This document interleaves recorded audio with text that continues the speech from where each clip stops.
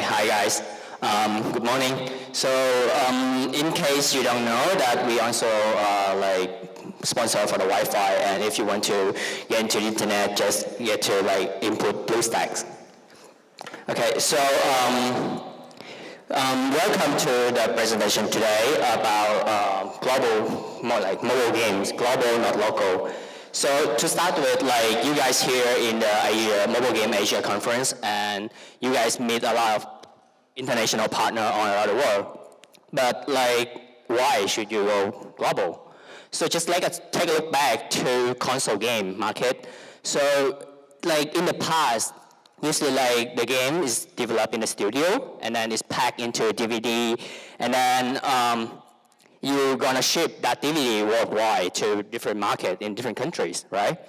So the process of development and for console game is really challenging, but costs a lot of time and money and effort to deliver products to a single country. So let's have a look at how the video revenue is distributed, split between the partners. So you can see that only 15% goes directly to a developer, while the rest will eat up another 80% of the revenue. So what that's saying is that you spend a lot of time and effort, and maybe it's just 15% going back to you. And sorry, okay. And so the process of developing and publishing console games is really challenging, and it's almost impossible for a individual developer to go worldwide. On the other hand, mobile game is offer a much simpler process. So you can stay at home, develop your mobile games, and then publish it into the App Store, and then what you need is share another 30% to the App Store, 20% for the marketing. And for this, you maybe only do this by yourself, or you can maybe share with some other guys of small team of 10 to 15 people rather than a big group of 200 employees like the console games market, right? So it's really empower the developer for mobile game, and especially individual and small developer, the ability to reach the global audience. So you can see here the report from Newzoo. I think probably some mistake in the number of gamers, as Davis already 300 million gamers for Southeast Asia market.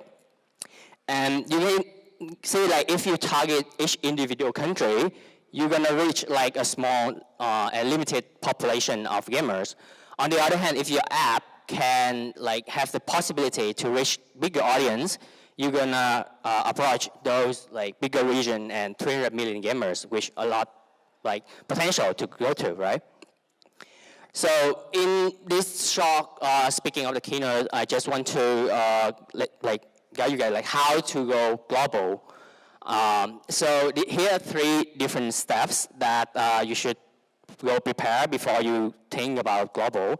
Is plan your product really early at the beginning of your design, your concept from everything. And build up your global team, which will be profitable in the long run if you have international members to join your team. And thirdly, be for the app distribution. So let's look at the early planning first. So when you plan your game, make sure that you have everything really big early beginning that you want to make it global market. So many developers come to BlueStacks and they say, okay, we already have a good game, and what should we do next to go global? So you guys small developers shouldn't do that. You should have your mindset really ready for the global market, because if you look at the development cost of the game, of the mobile game, they have different brackets for different products. If you have want to develop a mini game or a small game, it costs you 5,000 to another 75,000 to develop, right? And with the same development cost, either don't waste too much time to just focus on your local market because small.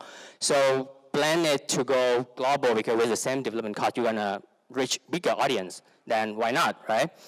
So if you look at the latest release of the Clash Royale, you can see that the game design, it put a lot of interesting intelligence into that. Is that a lot of developers, they just do the game like heavy text-based, a lot of text, which creates difficulties in the future, in the long run, when you want to localize the game. On the other hand, like Clash Royale, they just make it like emoticon. So when you want to communicate with the other players, even if they don't understand the language, they can like insulting, being angry, or just making fun of the other users. So think that in advance. If you look at all of these games, it will be surprised that I tell you like all of these games actually coming from the same developer as Flappy Bird, same origin, so from Vietnam. So you can see like they all really have Western design. They target the like international market rather than just like design the game only for Vietnamese to play.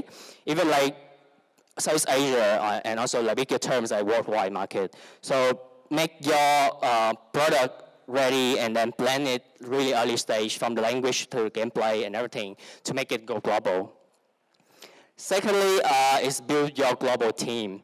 So really have like the concept, right? So beside that, in order to get your game globally, you should like assemble your team from different nationalities. So a good developer like remote everywhere is better than the local developer. And also like the top developer, if you get the top developers, you're gonna get them like everywhere in the world, regardless to location, right? So let's say you can hire like a rockstar developer in Vietnam for $1,000 and then maybe a really good English speaking content writer or customer service staff in the Philippines for $500. So try to use that to utilize the cost of your team, building up your team, and so it will help for the localization process in the future. Because like at the beginning you pose some difficulties because you have to understand the language, it's difficult to find. But let's look at like BlueStacks team members. So you can see like they are from India, they're from Europe, they're from China, Korea, Thailand, Vietnam. So we have a really good understanding on different markets because of the beneficial of our staff. So what I'm saying is like when you build the global team, you don't need to have them sitting in your office. You can work they can work at home, they can be freelance, they can part-time or full-time job. So for freelance, you could just like look up to regional freelance website. If you have bigger budget, find to like some bigger recruitment firm. And in order to bring them together, you should have like good project management software. Like there are plenty of them out there that can help you do that. So the last one is the app distribution. So you already got like a concept, you already got like a good team, build up the good team, right? So how can you get your app distributed worldwide? So I mean, you guys can have a lot of information on this like keynote, this section like today, because I see some keynote in the afternoon for the global acquisition users. But here's roughly like what it costs to hit the top 25 free apps ranking in 3 days. So it costs you like $200 to get your app into the US market at the top, and $10,000 to Thai market in just Asia in general. So a small developer doesn't have that resort and luxury to afford that kind of high cost development and also distribution, right? But here are some small tips that you can do.